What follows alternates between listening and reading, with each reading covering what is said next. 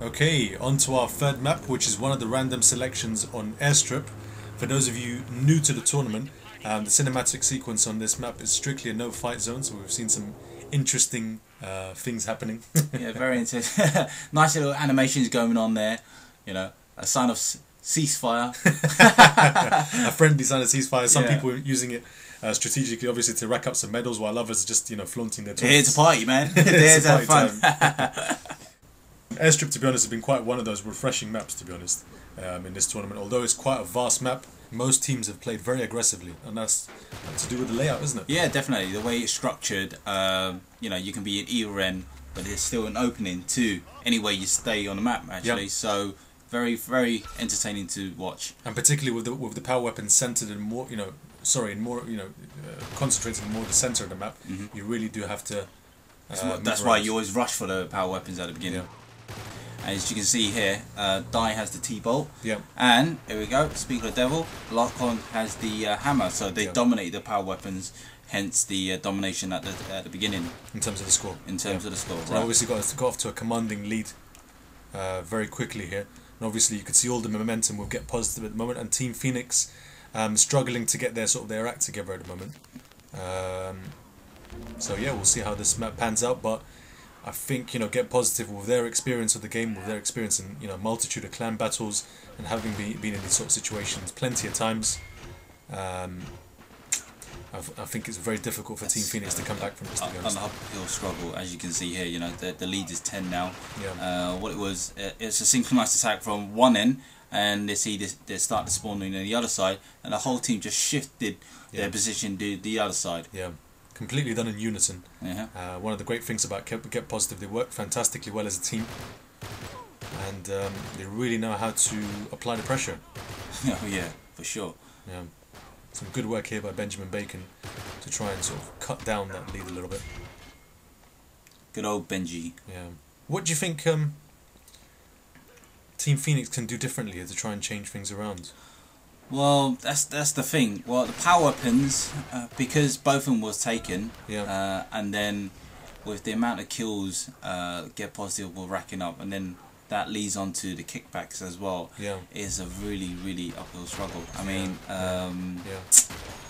would you say Team Get Positive have this, have the edge skill wise? Skill wise. It's difficult to say, isn't it? I mean, because Get Positive, obviously a very talented team. We've seen the depth of their squad. Yeah. And obviously them, with Triple Ruck not able to make a couple of their matches. The player that stepped in on that occasion was Die. And, not a bad substitution. Not a bad substitution at all. So you can really see the depth in their squad. It's obviously a very strong team all round. They complement each other's styles very well. So very, very difficult to counter whatever strategy these guys have to offer. So you know what? It's hard to see a weakness in Get Positive. It is. It's pretty much like a dream team there. Anyway, like I said before. Very, very strong team. And but again, take nothing away from Team Phoenix. They've been fantastic throughout the tournament. They've been, by a country mile, the most entertaining team we've had. We've watched. Sure, definitely. And for every other team out there, watch out. Oh, well, they. Sorry, I had to interrupt you. That was a fantastic. Another one of Dai's fantastic kills with his Dragonite. See, for Dai, it's just another day. Yeah, it's just another for us. Yeah. Oh, another headshot. Yeah. Wow. Yeah. Speaking of which, the aggression and the sort of surprise that the entertainment factor that Team Phoenix has brought us has given them new fans. Yep. People are starting to wake up. Oh, Team Phoenix. These guys are aggressive. These guys are great to watch. Yeah, certainly have to recognise the team because they've been fantastic throughout the tournament. And actually, just like Get Positive, they only dropped one map throughout the tournament. Yes, I remember. And that was against Dreamers of the Day. Dreamers of the Day. Yeah. DOD. Yeah. So well done to them. Well done indeed.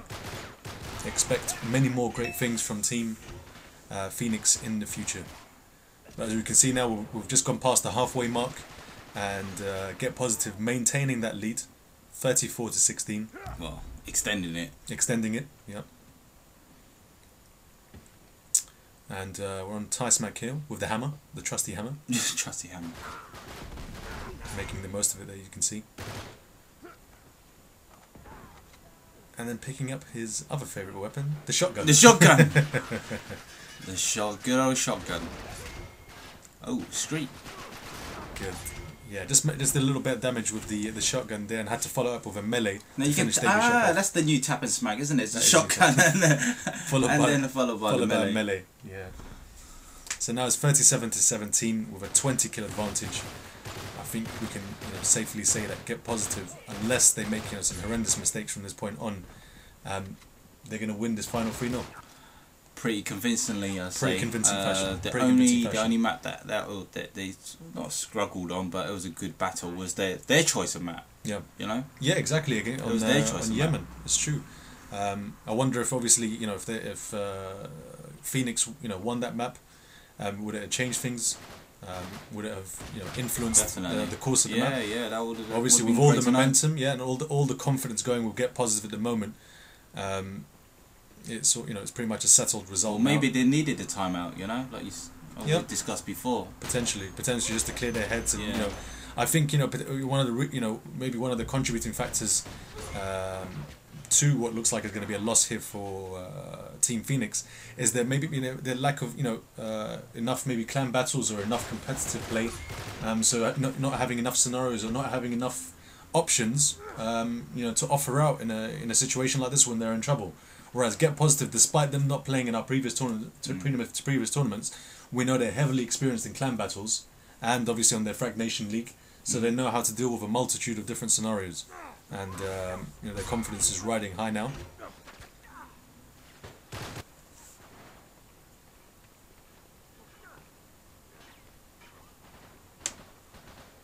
Oh, more great work from Dai with the Dragunov sniper. Excellent triple there.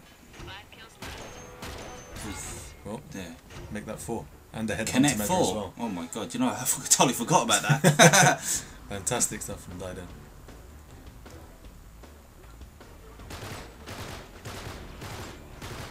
And onto Triple Wreck with his trademark skin. And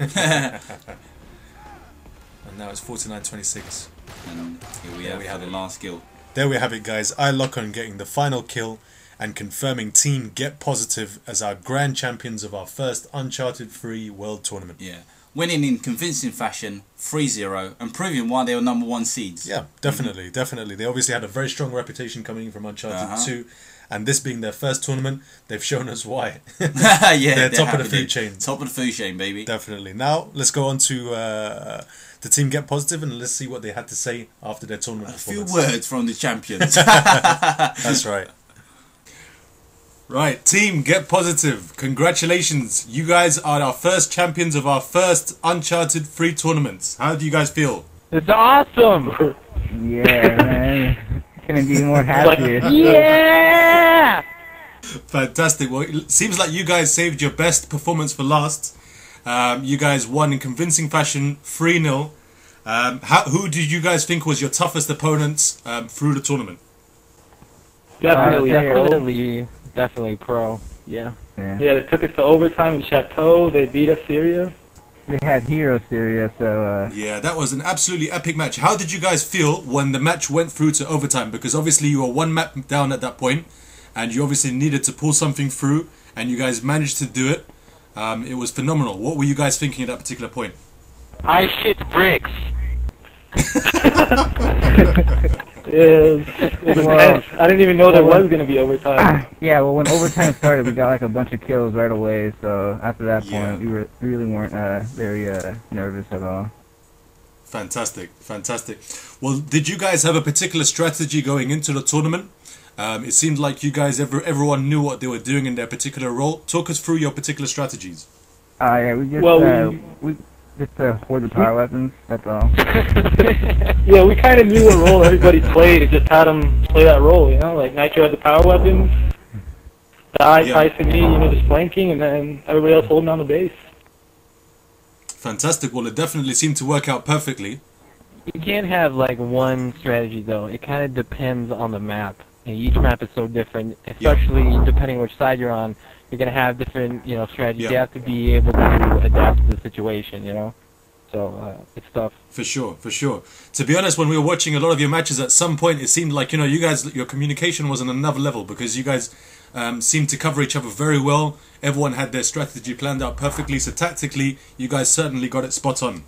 How did you guys find tournament gameplay compared to standard clan battles? What did you feel was different? No, it's way better, way better. Just because the power I felt like I actually needed to try. Yeah, like these guys are actually rushing, you know, like there was movement, you know, strategy. It's not just camping in one spot with some G-malls and... Definitely. Yeah, while I'm not a fan of having kickbacks in, I think it did force people to kind of move around a little bit more, which I'm a fan of, because I mean, so many clan battles just come down to camping it out for 20 minutes. You don't get to 50 kills, and it's just boring. So, I mean, especially the final. Team Phoenix, I think they're a really good team. They got my respect because they didn't camp at all. They were constantly flanking and trying to make stuff happen. No, I'm not gonna lie. First match, they were fucking shitting on us. They were going hard. Intense. Really? Definitely the best performance on that map we've had. Definitely. Definitely. Well, our shout-outs definitely go out to Team Phoenix. They were another team that just, you know, had an aggressive strategy from the get-go, and they played phenomenally well. But it seems like they just came out second best on this occasion. What was the reason behind your selection of map going into the final? Obviously, you guys chose Yemen. Yeah, we played really good on Yemen, and there's a lot of power weapons, a lot of ways to flank people. It's not really, you know, you can't really camp that hard without losing all the power weapons. So right, if you try to camp somewhere, there's like 30 different ways the other team can get to you. So, and also, it's not a map that comes up a lot. Certainly not in traditional clan battles. So we feel that we kind of had an edge playing it a little bit more than everyone else. So yeah, they definitely didn't expect that. That's very clever actually. You're definitely right, because in public matches Yemen rarely comes up. So obviously most people's strategies probably didn't account for that particular map, right? Right. Yeah. Everyone's used to camping in a boiler room in a facility. How did you guys feel going into the selection of their choice, which was Molten Ruins? I was pretty confident, I'm not gonna lie. Yeah. Yeah, well, I mean, we play Molten Ruins a lot, like in our own scrims and clan battles. So I think we played it enough that we're pretty confident on it. Especially since we were able to pick our side, that definitely helped a lot too. Yeah, when you put it that way, actually, your tactics make a hell of a lot of sense, because obviously when you picked Yemen, it was something that most teams aren't experienced on. So you guys definitely had the upper hand. So that was fantastic tactics from your end. What did you guys feel was your weakest areas or your weakest particular maps which you struggled on? Probably Syria. Yeah. Syria. I mean, any team. If you're Syria and you don't get heroes, you're gonna have a long match. It's gonna be tough. So, I mean, we've tried to practice it as much as we can, but the bottom line is, if you play another strong team and you're not heroes, it's gonna be really hard for you to get a hold of that top area. Well, a big testament, obviously, and it's a major credit to you guys, because each time you guys had Syria, or the time you had Syria and obviously against Team Pro, you managed to come back from behind and to win the next two maps. So that was a fantastic result, and obviously credit to your will and your strong heart in that match as well. And finally, guys, can we just have a final word from you guys in relation to your tournament and your experience? Well, for me, just congrats to my team. Congrats to all the teams we faced. Everyone participated, because there were a lot of good teams that played. I unfortunately didn't get to play in a whole lot of matches, but I'm glad I was able to play here in the final. We didn't get to play any of the Uncharted 2 tournaments you guys had, so this was definitely fun for us to be a part of it. Yeah, fantastic. Well, guys, it was certainly a pleasure to have you guys on board, and we look forward to. Wait. Yep. Can I give a shout out to someone? Yeah, sure. Go ahead. Yeah, I'd like to give a shout out to my #1 fan, Evil Dead, for not making it to the finals.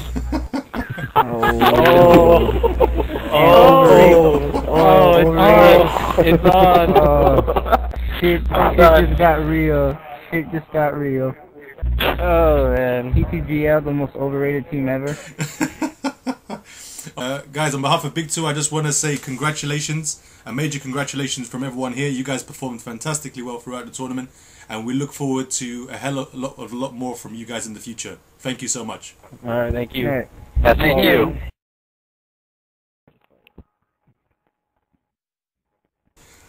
Team Get Positive. Congratulations, guys. You are the first champions. Let the man speak. Every time he says something, you like start talking. It's just static. Get hype! Die, shut it for a second, for God's sake. Let me speak. I know we all just mute Die. Die. Alright, we're going to leave it recording. I'm just going to go again. Okay. Die, please, wait. Give us a second. Alright, here we go.